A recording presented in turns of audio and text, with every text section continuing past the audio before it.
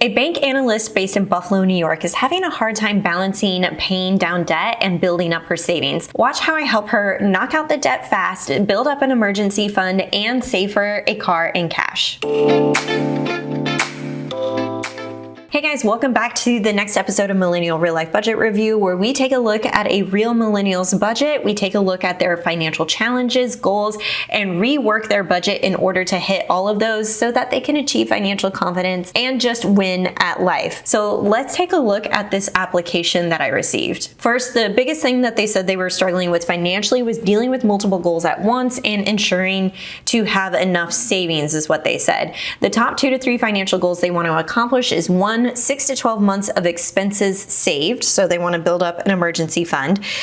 They want to be consumer debt free, and they want to pay for a new car in cash. Now they already have a $7,000 set aside for a new car fund and $16,000 in an emergency fund. The thing though that is really catching my eye here is that this person takes home $3,000 a month and has $36,000 in debt. They said that their car is paid off currently and is 13 years old. So they're basically going to drive until the wheels fall off, and then they want to be able to have a new car, like cash ready to go for the new car whenever that happens. They also received some tuition reimbursement from their previous employer of $8,000. Now there were some requirements in order to receive that reimbursement, but they didn't fulfill the requirements left, and they're worried that their employer is going to come hunt her down to actually get their money back. I don't know if that's going to happen or not, but let's go ahead and hop inside the budget to see how things are looking. Okay, so this is everything that they sent me. They take home $33,6436, over $36,000 in debt. Mainly student loan debt is what I'm seeing, although they do have a HELOC of $1,100. I wonder what that was for. A hospital bill of $1,000 and consumer debt, the Capital One card of $2,758. Let's take a look at some of their monthly expenses and bills and see what's going on here. So it looks like they have a rent or a mortgage payment of $592 a month. That's like super low. Buffalo, New York. Wow. Cheap cost of living. The cell phone is $67.50, instant ink of $434, utilities of $245, car insurance. She gets a massage every single month it looks like, gas, groceries. I'm not hating any of what I'm seeing here, although she did put some of the stuff like Amazon Prime, like this needs to go down here in the fun money. I want to be able to decipher what are my fixed expenses and then what are the fun stuff that I like to spend on. So pets, that could be like dog food or cat food. The Roth IRA really needs to go down into the investing section. So did they already have that? Yeah, it does look like they already had that. So let's go ahead and move that down here. And we're gonna move gifts. All right, so this is a little bit more accurate of what her fixed expenses are. What are the necessary expenses that she needs in order to live every single month? And then what are the fun things that she's spending money on? So fun stuff is equating to about $500. The fixed stuff is $1,624. So if she's wanting an emergency fund of 6 months, she needs about $9,744, which she absolutely has. Let's see if she wanted to do 12 months of expenses, about $19,000. I wouldn't add anything else to the emergency fund because she really needs to focus the bulk of her discretionary income or that extra money that she has left over towards her debt, which is something that she was really focused on. Also, the car fund, she already has $7,000. So here's what I would do. Leave your emergency fund at $16,000. That's more than plenty right now. In fact, I'm hoping that you're keeping this in a high yield savings account of at least 4.5%. or so. And there's a ton of high yield savings accounts. I did a whole video on which ones to look for. I will leave a link up here in the cards for you to check out, but I would just let that ride and build interest over time while you're paying off the debt. So let's go ahead and just erase the $500 that you were putting towards your emergency fund. And now I can see that you have a net of about $900 to work with on top of what your minimum payments are and what you're putting towards your car fund. You also have $260 going going towards the vacation, I mean, we could just, what if we did this? 200 and then we made this 400. So what I would do for your car fund is I would figure out exactly what make and model and year that you want to purchase, and then how much is that going price. You can absolutely research this using Kelley Blue Book, or you can get a temporary subscription to Consumer Reports. I love using that just to kind of fact find how much are these vehicles going for, what are they worth, and then getting an amount, a specific goal amount of what you want.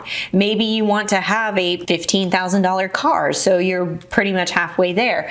I want to get the car have the money built up within the next 24 months. So now we're looking at, 2 years, which I think your car can last another 2 years, probably. And then we're just gonna start doing the math on that. So if you need $8,000 more in the next 24 months, then really we need to be setting about $333 per month. So I think absolutely the $340 would get you there, or $400 if you wanna accelerate that to have a fully funded car fund of $15,000 in about 24 months. But really, I'm mostly concerned about here too is all of the debt that you have that's really just eating up some of your budget. We've got $312 minimum going towards debt. And I'm assuming these federal student loans, you're on a 10-year payment plan. Not knowing how many years you've already put into those payment plans, this is just going to continue over time, and it's super annoying, and I want you to get rid of it fast. So I used the calculator from vertex42.com to help you kind of figure things out, and I put all of your debts inside of this calculator. So you can see the minimum of 312. I think you can easily do a snowball, like the initial extra payment of, let's call it even like $700. So if you had, well, yeah, you're pretty close to that, $687. So all in a monthly payment of $1,000 going towards debt. Take a look down here at the bottom under the strategy. So if you wanted to change the strategy, you could do the lowest balance first and pay that off, which would be the hospital bill. You could get that paid off in 2 months' time. Then you would be looking at the federal student loan number 2. I just labeled all numbers next to them so that you could get an idea of which one was which. And then you could do the HELOC in 4 months' time, federal 4 for 6 months, federal 3 in 9 months. Okay, basically you have 1, 2, 3, 4, 5, 6 debts paid off in less than a year while you're still funding your car fund and your emergency fund is like super robust and collecting interest. I think this sounds fabulous because not only that, but you're completely debt free in 3 years, 3 months time. You've got a new replacement car, good to go for about $15,000. What do you think of this plan? I think this looks amazing. Let's take a look at Avalanche, where we're paying off the debt with the highest interest first. Okay, I don't like this one as much. You're still debt free in about the same amount of time, but the initial payoff, you have to wait a long time. So 2 months, you'll pay off the HELOC in 2 months. Then in 7 months, you would be paying off your second debt. So this one isn't as fun because it's not as accelerated in the beginning. Whereas this one, you're paying off so many debts within 1 year. You could also do the stair-stepper approach.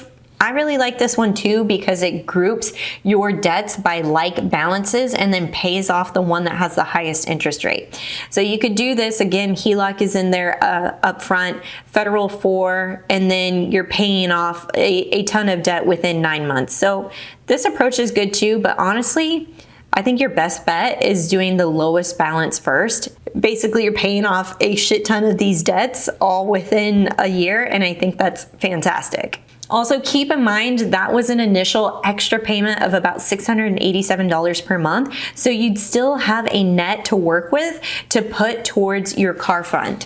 Now, what I'm doing here is I'm still prioritizing the debt because debt is getting the highest amount of money, but we're simultaneously saving for that car fund by putting a smaller amount of money towards that goal. I think you can hit both of those goals easily. Leave that emergency fund where it is. Just make sure that it's in a high yield savings account that's earning a lot of interest. I love seeing budgets like these where they have a take home of about $3,000 because that is realistic for a lot of people.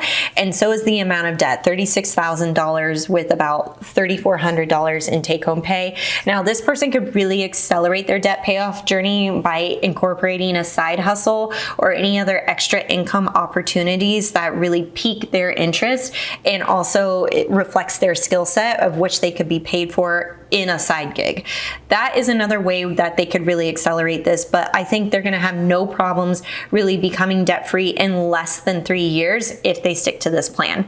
If you want your budget anonymously reviewed on the channel, be sure to click that Google form link below, fill out as much information as possible. I'd love to give you advice on what to do next in your finances so that you can hit the ground running this year. If you like this series, give it a big thumbs up and I'll catch you in the next one.